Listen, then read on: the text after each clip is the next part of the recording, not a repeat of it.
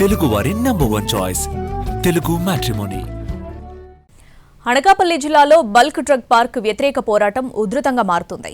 వేలాది మంది నిర్వాసితులు మెరుపు ఆందోళనకు దిగడంతో జాతీయ రహదారి స్తంభించిపోయింది. ఉన్నతాధికారులు హామీ ఇవ్వడంతో 2 రోజులు వేచి చూస్తామని ప్రకటించింది పోరాట కమిటీ.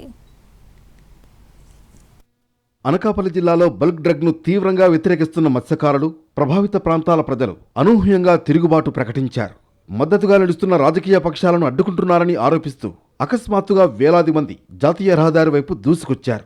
ర్యాలీగా వస్తున్న ప్రజలను నియంత్రించేందుకు పోలీసులు విఫలయత్నం చేశారు. ట్రాక్టర్లు, రోప్లు అడ్డుగా పెట్టి కట్టడి చేసేందుకు చర్యలు చేపట్టడం మత్స్యకారులు, నిర్వాసితుల ఆగ్రహాన్ని రెట్టింపు చేసింది.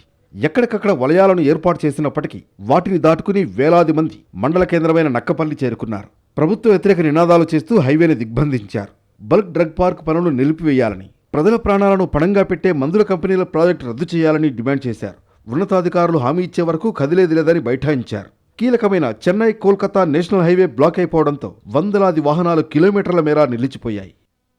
బల్క్ డ్రగ్ పార్కుకు వ్యతిరేకంగా రాజయ్యపేటలో నెల రోజుల నుంచి నిరసనలు కొనసాగుతున్నాయి. సమస్య జటిలంగా మారడంతో చర్చించేందుకు వెళ్లిన హోంమంత్రి, స్థానిక ఎమ్మెల్యే వంగలపూడి అనితకు చేదు అనుభవం ఎదురైంది. టీడీపీకి గట్టిపట్టున్న రాజయ్యపేట గ్రామంలో ప్రజలు నిర్బంధించడంతో హైడ్రామా నడిచింది. అప్పటి నుంచి బల్క్ డ్రగ్ ఆందోళనలు ఊపందుకున్నాయి.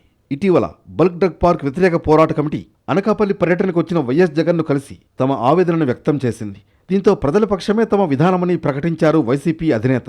కూటమి పార్టీలు మినహా అన్ని రాజకీయ పక్షాల మద్దతు లభించడంతో ఉద్యమం మరింత ఉధృతమైంది. జాతీయ రహదారి దిగ్బంధం, ఆందోళనల నేపథ్యంలో నక్కపల్లి చేరుకుని చర్చలు జరిపారు కలెక్టర్ విజయకృష్ణన్. బుధవారం వరకు నిర్మాణ పనులు నిలిపివేయాలని ఆదేశించారు. అదే రోజు రాజయ్యపేటలో సమావేశం నిర్వహించేందుకు ఒప్పించారు. దీంతో జనం శాంతించగా అధికార యంత్రాంగం ఊపిరి పీల్చుకుంది.